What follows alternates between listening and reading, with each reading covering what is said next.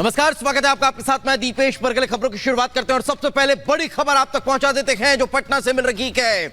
मुख्यमंत्री नीतीश कुमार दिल्ली के लिए रवाना हो चुके हैं। एनडीए के साथ जाने के बाद पहली बार उनका यह दिल्ली दौरा है और इस दिल्ली दौरे के दौरान भारतीय जनता पार्टी के नेताओं से मुलाकात होगी। प्रधानमंत्री नरेंद्र मोदी से भी मुलाकात तय बताई जा रही है। साथ ही बीजेपी अध्यक्ष जेपी नड्डा और केंद्रीय गृह मंत्री अमित शाह से भी मुलाकात का कार्यक्रम है। तो एनडीए में शामिल होने के बाद, एनडीए के साथ आने के बाद नीतीश कुमार का यह पहला दिल्ली दौरा है और इस दिल्ली दौरे पर पहुंचने के लिए वे पटना से रवाना हो चुके हैं। यहां पहुंचने के बाद भारतीय जनता पार्टी के वरिष्ठ नेताओं से उनकी मुलाकात होनी है। मुलाकात प्रधानमंत्री नरेंद्र मोदी से भी होगी। जहां पर फॉरेस्ट लैंड घोटाले में ईडी का एक्शन शुरू हो गया है। हरक सिंह रावत के बेटे पर भी शिकंजा कसा है। बेटे के कॉलेज हॉस्पिटल पर भी छापेमारी की खबर है। हरक सिंह रावत उत्तराखंड के पूर्व मंत्री है।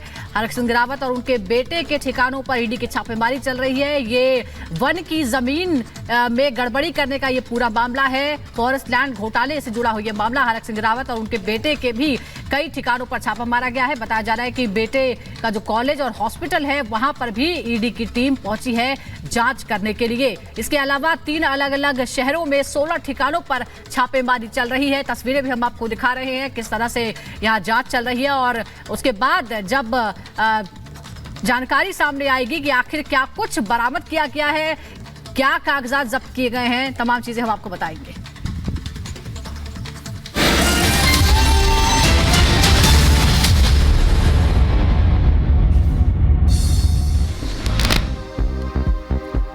ईडी के एक्शन पर आतिशी का हमला, कहा छापेमारी को लेकर ईडी के पास कोई जवाब नहीं।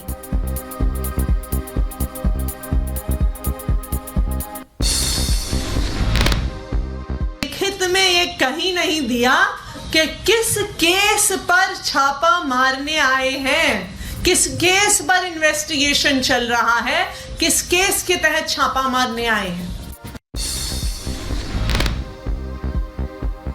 ईडी की कार्रवाई पर आतिशी का सवाल, कहा ईडी ने किस केस में छापेमारी की। कल हुई 16 घंटे के रेड में ईडी ने कुछ नहीं बताया।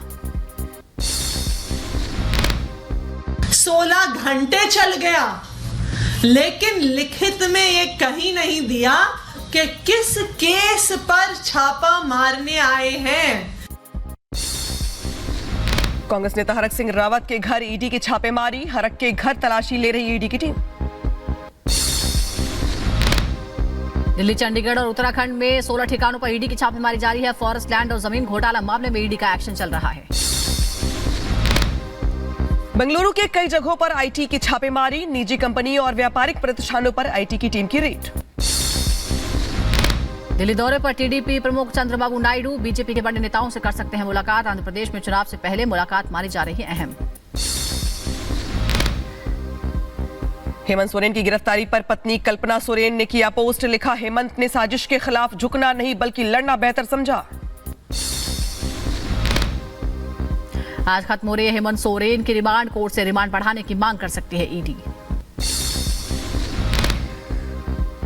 उत्तराखंड विधानसभा में आज पास हो सकता है यूसीसी बिल। समान नागरिक संहिता पर सदन में चर्चा के बाद आज पास होगा यूसीसी बिल। उत्तराखंड पर टिकी है पूरे देश की नजरें, यूसीसी लागू करने वाला पहला राज्य होगा उत्तराखंड। मध्य प्रदेश की हरदा की पटाखा फैक्ट्री में धमाका, घटना में अब तक 11 लोगों की मौत, 200 से ज्यादा लोग घायल। मध्य प्रदेश के हरदा कांड में पुलिस ने राजेश अग्रवाल समेत 2 लोगों को गिरफ्तार किया है। रफीक खान नाम का एक आरोपी हिरासत में, पटाखा फैक्ट्री का मालिक है राजेश अग्रवाल। हरदा धमाके में रेस्क्यू ऑपरेशन जारी, हादसे में अब तक 11 लोगों की मौत। रेस्क्यू ऑपरेशन की तस्वीर सामने आई।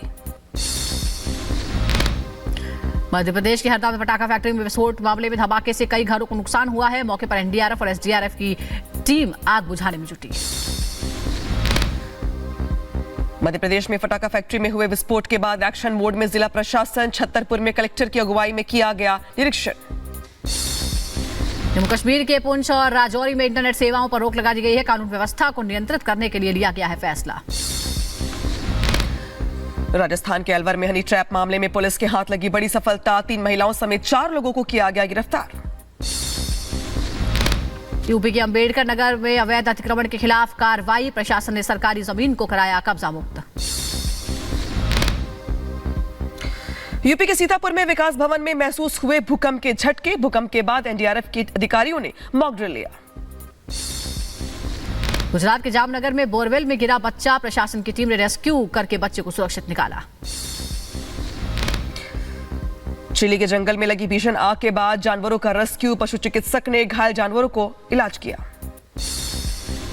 हेलीकॉप्टर हादसे की जांच रूसी एजेंसियों ने दौरा किया है। साइबेरियाई झील के पास क्रैश हुआ था हेलीकॉप्टर। गाजा पट्टी में इजरायली सेना का ऑपरेशन, आतंकियों के ठिकानों पर ताबड़तोड़ छापेमारी।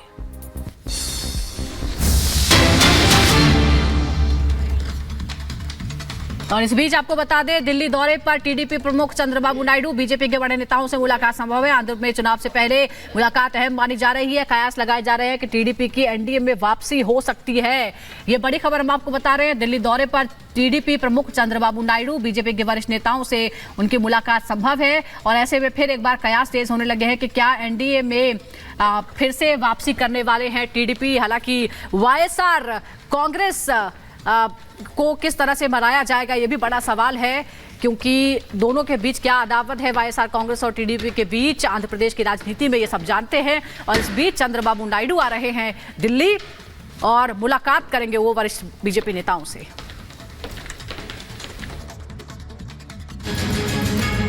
लोकसभा चुनाव करीब है और सियासी पार्टियां अपना पक्ष मजबूत करने की कवायद में जुटी हैं। इंडी गठबंधन हो या बीजेपी नेतृत्व वाली एनडीए, कहीं गठबंधन बन रहे हैं तो कहीं पुराने संबंधों को फिर से साधा जा रहा है। तेलुगु देशम पार्टी के अध्यक्ष चंद्रबाबू नायडू आज दिल्ली पहुंच रहे हैं। सूत्रों की माने तो पिछले कई दिनों से चंद्रबाबू बीजेपी के संपर्क में हैं। कयास लगाए जा रहे हैं कि नायडू एक बार फिर एनडीए में शामिल हो सकते हैं। बीजेपी पहले ही पवन कल्याण की पार्टी से गठबंधन कर चुकी है। ऐसे में टीडीपी के एनडीए में शामिल होने से आंध्र प्रदेश में लोकसभा चुनाव और रोचक हो जाएगा। चंद्रबाबू नायडू का दिल्ली आना इस बात का इशारा भी माना जा रहा है कि आगामी चुनाव में सीट शेयरिंग का गणित भी सुलझा लिया जाएगा। Bureau report, Republic Bharat. तो वहीं अब बात उत्तर प्रदेश की कर लेते हैं, जहां अखिलेश यादव को एक बार फिर बड़ा झटका लगता हुआ नजर आ रहा है। दरअसल आरएलडी भारतीय जनता पार्टी के साथ जाती हुई दिखाई दे रही है। यही कारण है जो जानकारी दिखाई जा रही है कि बीजेपी ने 4 सीटों का ऑफर जो है वो जयंत चौधरी को कर दिया है। पश्चिमी उत्तर प्रदेश की 4 सीटें आरएलडी को दी जा रही है, जहां आरएलडी अपने उम्मीदवारों को उतारेगी। सूत्रों के हवाले से खबर बताई जा रही है कि अखिलेश से गठबंधन को तोड़कर जयंत चौधरी भारतीय जनता पार्टी के साथ जा सकते हैं। सूत्रों से यह खबर बताई जा रही है कि जो डील है वो बीजेपी और आरएलडी के बीच तय हो चुकी है।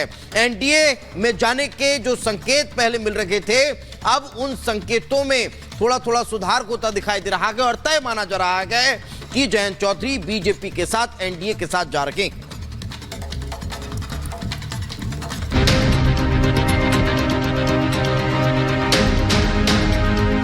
सबसे बड़े चुनाव की दस्तक से पहले सियासी पार्टियां शह और मात के खेल में जुटी हैं। एक तरफ विपक्ष अपने को जितना एकजुट होने का दावा करता है, उतना ही उसकी एकजुटता की मीनार ढहती जा रही है। पहले नीतीश बिछड़े और अब बताया जा रहा है कि अखिलेश के दोस्त जयंत चौधरी का नंबर है। सूत्रों के माने तो जयंत चौधरी एनडीए में शामिल होने वाले हैं और बीजेपी ने जयंत चौधरी की पार्टी आरएलडी को यूपी में 4 सीटों का ऑफर दिया है। सूत्रों की माने तो बीजेपी ने मथुरा, कैराना, बागपत और अमरोहा सीट आरएलडी को ऑफर की है। ऐसे में सवाल ये है कि क्या इंडी गठबंधन का फेयरवेल तो नहीं होने वाला है। गठबंधन जो टूट रहा है वो कांग्रेस पार्टी की हठ धर्मिता की वजह से टूट रहा है। और मैं अपने राजनीतिक अनुभव जो मेरा 50 साल का है उसके आधार पर मैं कह सकता हूं, इनका गठबंधन ना टीएमसी से होगा, इनका गठबंधन ना सपा से होगा और बहुत दिक्कतें आएंगी महाराष्ट्र में भी और तमिलनाडु। विपक्ष ने मोदी के खिलाफ भानुमति का कुनबा तो जोड़ लिया है, लेकिन उस कुनबे का कोई माई बाप नहीं है। जिसका जो मन कर रहा है वो करता जा रहा है। हालात ये हो गए हैं कि अब आपस में ही सीटों को लेकर लड़ रहे हैं। यही वजह है कि पीएम मोदी ने भी धन्यवाद प्रस्ताव के मौके पर विपक्ष में चल रहे घमासान पर चुटकी ली। और आप लोग जिस प्रकार से इन दिनों मेहनत कर रहे हैं, मैं पक्का मानता हूं कि ईश्वर रूपी जनता जनार्दन